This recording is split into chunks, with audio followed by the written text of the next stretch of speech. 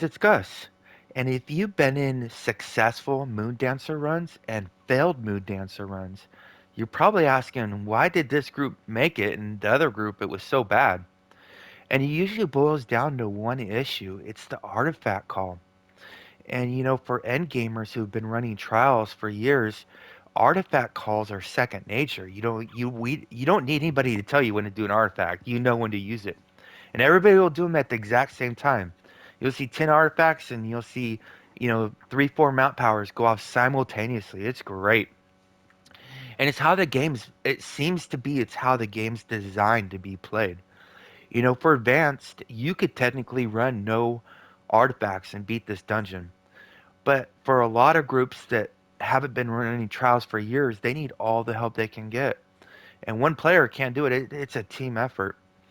And besides not knowing the artifact timing, what I'm noticing in a lot of groups that aren't successful is that they don't even know what artifacts to use, which is the crazy part. There's you can jump in there and you'll just immediately cringe when you look at the artifact because you know that it's going to be a brutal run. So let's go over some of the artifacts, do's and don'ts. So I put, sorry for the mess. My inventories are jacked. I can't clear up a whole bag just for these. So I put 3 rows of artifacts.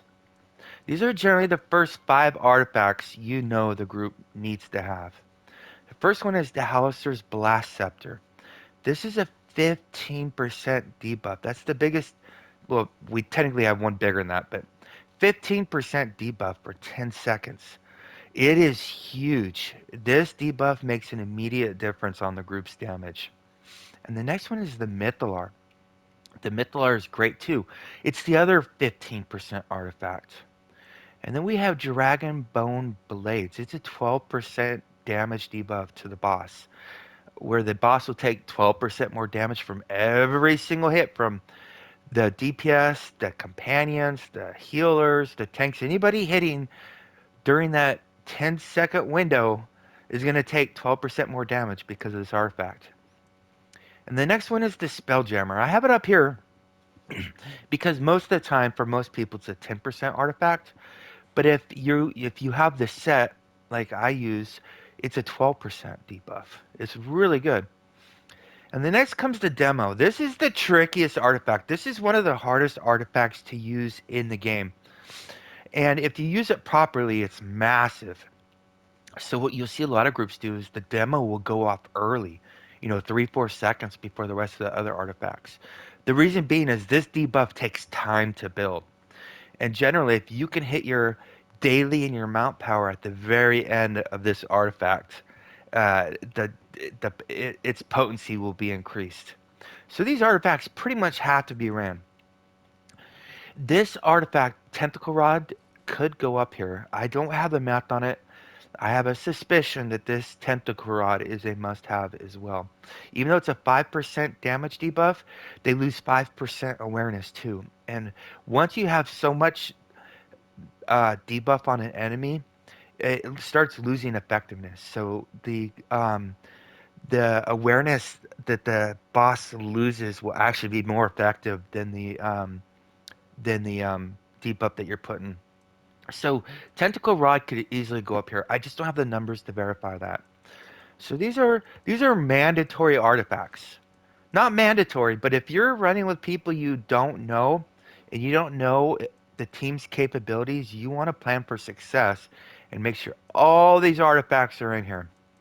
And then we got the next row. These are all the 10% artifacts.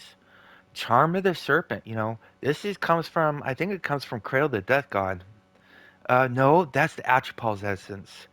I forget where this comes. This is an old artifact. It's dirt cheap. It's like 1000 AD. And then we got Mark of the Black Dragon. This comes from the Dragon Hunts. And we got Heart of the Black Dragon. This is a very old artifact as well. It's a 10% debuff. And we got the new Soulsight Crystal that's a 10% debuff as well. So if you notice, we got 6 artifacts here and 4 artifacts here. Here's 10 artifacts. These are the 10 probably optimal artifacts you will see in a group. If the group's running with this, they already have a +1 chance of completing the trial. Because if you don't set these artifacts up right, and people are messing up the artifact call. Oh boy. So get the artifacts right. This is the easy part. Then we got a couple notes. Generally speaking, the Halaster's Blast Scepter and the Charm of the Serpent are healer artifacts. The reason being is in the current state of the game, the healer can generally lose the item level and still effectively keep the group alive. The charm has a long cast animation, and the problem is each second the DPS, if a DPS uses this and it's 2 seconds to cast, that's an entire second or 2 seconds. They're not doing damage. So generally speaking, these two artifacts are going to go on the healers. And I know this is all subject to opinion, groups' capabilities, groups' experiences. This is just from my experience. So typically, these two artifacts, Halaster's Blast Scepter and Charm of the Serpent, are the healer artifacts. In a 5-man group, the one healer is always wearing the Halaster's Blast Scepter. When I see him wearing like Dragon Bone Blades, I'm already going, uh oh. You know, there's some knowledge not being used right there. Uh, so the Halaster's Blast Scepter and Charm of the Serpent are generally healer artifacts. I say generally. Now, these two artifacts, the Mythalar and the Mark of the Black Dragon, or Black Dragon's Mark, are generally tank artifacts. I know that goes against the norm with the Mythalar artifact being a DPS artifact. If a DPS like is using the Mythalar set, maybe. But tanks, especially in the master version of this trial, the tanks are taking some massive damage from the captain. Like we've never seen that type of damage constantly being dealt. It is a very tough dungeon for the tanks. DPS and healers have it easy. Man, those tanks have it rough. And this artifact gives them 15% or 12% stamina regeneration, which is great for getting their shields back. And the Black Dragon Mark is great for tanks too because it has 3 defensive stats. So generally, the healers use the Scepter and the Charm of the Serpent. The tanks use the Mythalar and the Black Dragon Mark. Now, the rest, you notice there's 6 more artifacts and there's 6 DPS. Generally, you'll want the DPS on Dragonbone Blades because this does damage, every single second. And if a healer or tank uses it, their damage output won't be the same as it will be for a DPS. The Heart of the Black Dragon, I typically put this on unless I'm told to do otherwise. The reason being is it's low item level, and a lot of people need the item level they can to A, try to get more damage because that's important to them, or because if they run lower item level, they will have less survivability.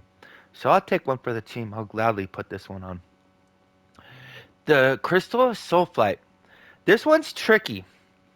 This artifact and the Envenom artifact, normally, from my experience that I've seen, are usually being worn by the 2 lowest DPS in the group. And that's not how it should be. The Envenom artifact should not be used in the new trial. Because I know people say I need AP for the mobs. Well, if you've experienced this trial and you've experienced tons of completes, you will know that mobs are not an issue in this trial. Typically, the Soul Sight Crystal, you want to be on whoever's doing the most damage during the artifact call. Because the group's going to benefit. The more damage you get, the more the group benefits with the faster burn. So if you put the Crystal Soulflight on the lowest performing DPS, the group will get less damage out of it. And I know nobody wants that call. There's some groups that won't allow this artifact at all because of the bickering. A lot of people know, though, who's going to do the most damage, and you want them on there. The Portable Spelljammer, whoever has the set, you want on that artifact. I see a lot of healers using this. I'm like, ugh. And then the Demogorgon's Reach. This one's the trickiest artifact. You want your most experienced DPS using this artifact that knows when to use it. And the Tentacle Rod can be used by anyone else as well. A lot of people want these 2 artifacts because they're 1500 item level. That 300 item level difference between Demogorgon's Reach and Spelljammer is so insignificant. But these 10 artifacts right here, these 10 is what your group wants to use. And I put a third row here. These are the cringe artifacts. These are the artifacts when you see I start cringing. I know a lot of really experienced groups, they will run these artifacts because they don't care, because they know they're going to get through it. They're not worried about the burn at all. So they'll run them. But if it's a zone or ally chat pickup, not with 10 people that you play with constantly, if you see these artifacts, you can already start cringing because you know something that they're automatically giving up damage. I had a player once who was using the Wand of Domination, and we didn't have a Mythalar in the group. I'm like, can you run the Mythalar? And their response was, if you think it will help, one Mythalar is equal to two Wand of Dominations. And I know a lot of people go, it's just 2.5% damage. Well, 2.5% damage times, 10,000 magnitude times 60 PS, it adds up. And a lot of groups, especially if you've experienced a lot of failed runs, know exactly what I mean, where that little bit is the difference between killing that lieutenant immediately or getting him down to 90% and they start teleporting around. Yeah, I'm talking to you, Saboteur. You gotta set your team up for success with the right artifacts. I've heard people say the Assassin's Dice is great. This one I put an asterisk to. I can't do the math on this. It's very difficult to measure the effectiveness of Assassin's Dice. I'm just not a fan of it. I know it's a 15-second and it lowers the enemy's crit avoidance and deflective severity, so maybe it does work really good, and maybe it does go up here. Maybe it goes right here. I'm just not too sure on it yet. What I do know is these artifacts work, so when I'm hosting, I want these 10 artifacts. This one's very questionable. I don't know enough about it to make an accurate comment on it. But usually I cringe. When I see the Realm Engine Core, I cringe. It's a 7.5% debuff. It is literally half as effective as the Mythalor or Hauser's Blast Scepter, and it's 25% less effective than these four artifacts. Then we got the Frozen Journal. People are like, it's a debuff. It is not a debuff. It is a team buff, where every person in the radius of its cast circle gets a 10% damage buff. And technically, if you do the math, sometimes the frozen can be better than any of these debuffs. Because if you have too much debuff, you want more outgoing damage on each character. The problem is they all have to be concentrated in a small circle. And this new trial, people are split up big time. So chances are, if you cast the frozen, it will not hit all the DPS, so it's not as effective as these 10 listed artifacts. The Vanguard's banner is great. It's a 30-second debuff, but it's only 5%. I know people go 5%. Well, the deal is when you unleash that 10,000 magnitude in 10 seconds, you're not even doing that much over the next 50 seconds. So it's a pretty good debuff, but generally you want those lieutenants killed in that first RD call. So that means the Vanguard's banner will be just sitting up by itself doing nothing for 20 seconds. The Merilith mask, the Wanda Domination, these are both so cringe. I've seen people who have the Merilith mask, Wanda Domination, and the Crystal Soulflight, but they don't have a Heart of the Black Dragon. This one is dirt cheap in the auction house. Oh, it's so cringe. They probably be paid for those. Token of Chromatic Storm. This one is a goodie. The problem is it takes a while for its debuff. It may take 3 or 4 seconds before the debuff goes into effect.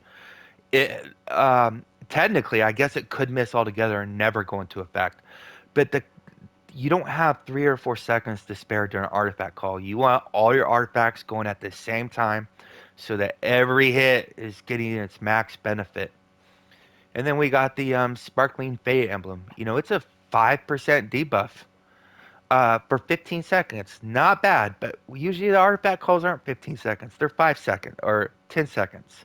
Because remember, in that 10 seconds, most players are using their mount power, their daily, and at least every encounter they have at least one time. At least one time. So they're just unleashing hell. And after that 10 seconds, they're pretty much tapped out and don't have anything to cast.